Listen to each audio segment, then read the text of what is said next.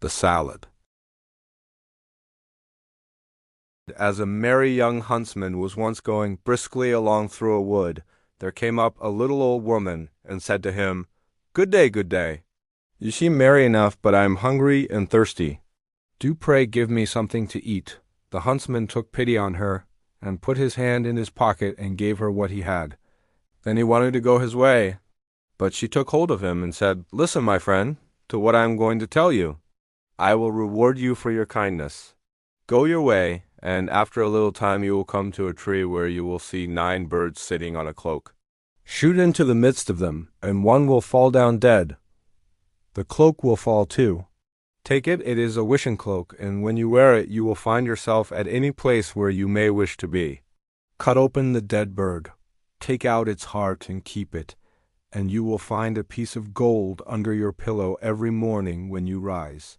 It is the bird's heart that will bring you this good luck." The huntsman thanked her, and thought to himself, "If all this does happen, it will be a fine thing for me." When he had gone 100 steps or so, he heard a screaming and chirping in the branches over him, and looked up and saw a flock of birds pulling a cloak with their bills and feet, screaming, fighting, and tugging at each other, as if each wished to have it himself. "Well," said the huntsman, "this is wonderful. This happens just as the old woman said." Then he shot into the midst of them so that their feathers flew all about. Off went the flock chattering away. But one fell down dead, and the cloak with it. Then the huntsman did as the old woman told him, cut open the bird, took out the heart, and carried the cloak home with him. The next morning when he awoke, he lifted up his pillow, and there lay the piece of gold glittering underneath. The same happened next day, and indeed every day when he arose. He heaped up a great deal of gold, and at last thought to himself, "Of what use is this gold to me whilst I am at home? I will go out into the world and look about me." Then he took leave of his friends, and hung his bag and bough about his neck, and went his way. It so happened that his road one day led through a thick wood, at the end of which was a large castle in a green meadow, and at one of the windows stood an old woman with a very beautiful young lady by her side looking about them. Now the old woman was a witch, and said to the young lady, "There is a young man coming out of the wood who carries a wonderful prize. We must get it away from him, my dear child, for it is more fit for us than for him. He has a bird's heart that brings a piece of gold under his pillow every morning." Meantime the huntsman came nearer and looked at the lady, and said to himself, "I have been traveling so long that I should like to go into this castle and rest myself, for I have money enough to pay for anything I want." But the real reason was that he wanted to see more of the beautiful lady. Then he went into the house and was welcomed kindly, and it was not long before he was so much in love that he thought of nothing else but looking at the lady, eyes, and doing everything that she wished. Then the old woman said, "Now is the time for getting the bird's heart." So the lady stole it away, and he never found any more gold under his pillow, for it lay now under the young lady's. And the old woman took it away every morning, but he was so much in love that he never missed his prize. "Well," said the old witch, "we have got the bird's heart, but not the wishing cloak yet, and that we must also get." "Let us leave him that," said the young lady. "He has already lost his wealth." Then the witch was very angry, and said, "Such a cloak is a very rare and wonderful thing, and I must and will have it." So she did as the old woman told her, and set herself at the window, and looked about the country, and seemed very sorrowful. Then the huntsman said, "What makes you so sad?" "Alas!" "Dear sir," said she, "yonder lies the granite rock where all the costly diamonds grow, and I want so much to go there, that whenever I think of it I cannot help being sorrowful, for who can reach it?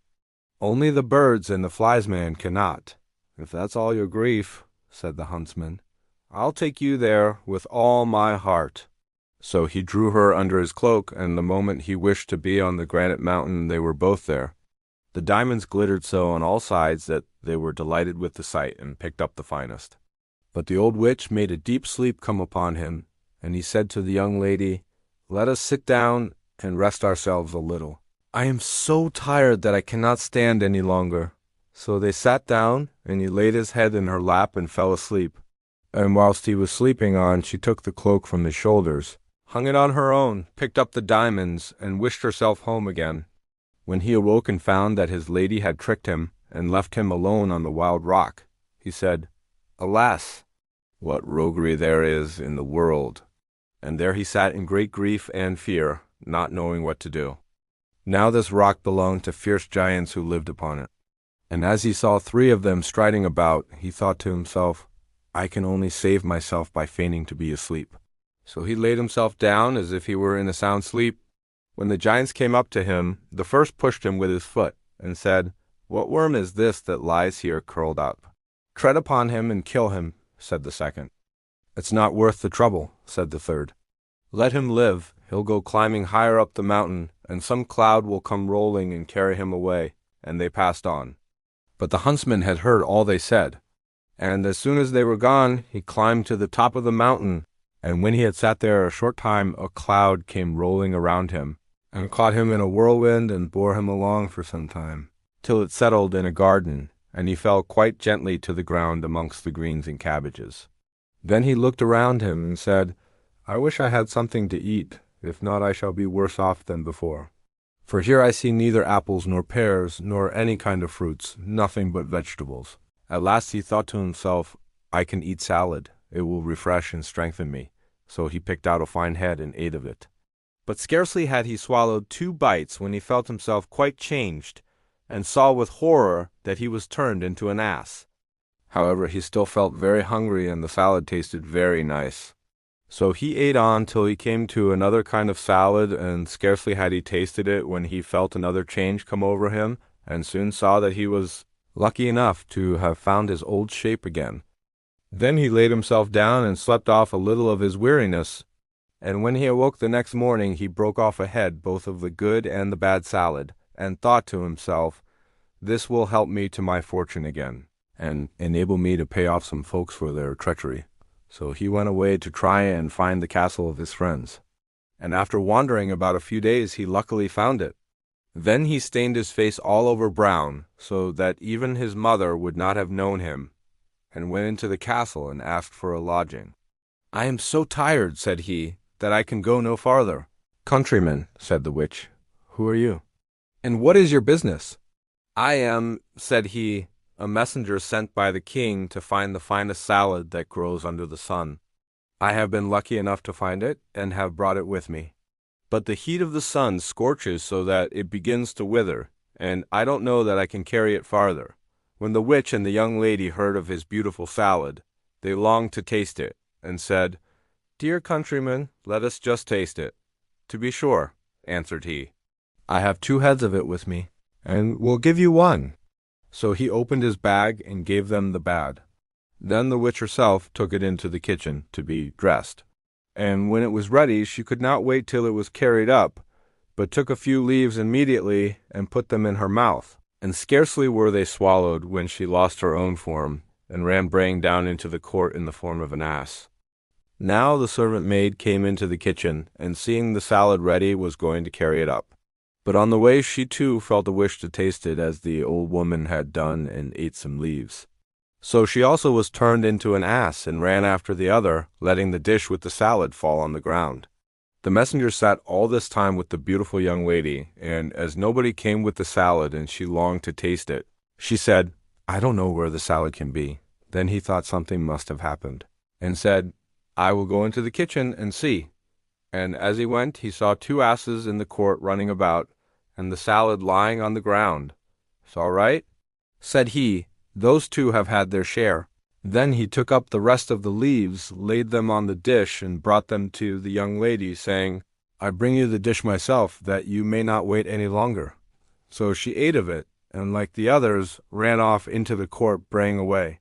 Then the huntsman washed his face and went into the court that they might know him.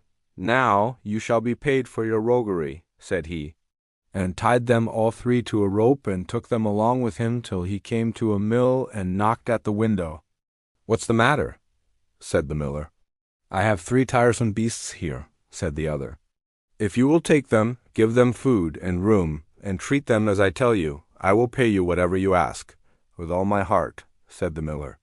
"But how shall I treat them?" Then the huntsman said, Give the old one stripes 3 times a day and hay once. Give the next, who was the servant maid, stripes once a day and hay 3 times. And give the youngest, who was the beautiful lady, hay 3 times a day and no stripes, for he could not find it in his heart to have her beaten. After this, he went back to the castle, where he found everything he wanted. Some days after, the miller came to him and told him that the old ass was dead. The other two, said he, are alive and eat, but are so sorrowful that they cannot last long. Then the huntsman pitied them, and told the miller to drive them back to him.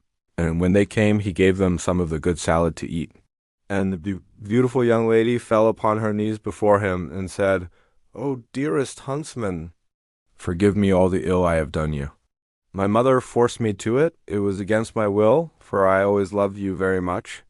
Your wishing cloak hangs up in the closet, and as for the bird's heart, I will give it you too." But he said, "Keep it, it will be just the same thing, for I mean to make you my wife." So they were married, and lived together very happily till they died.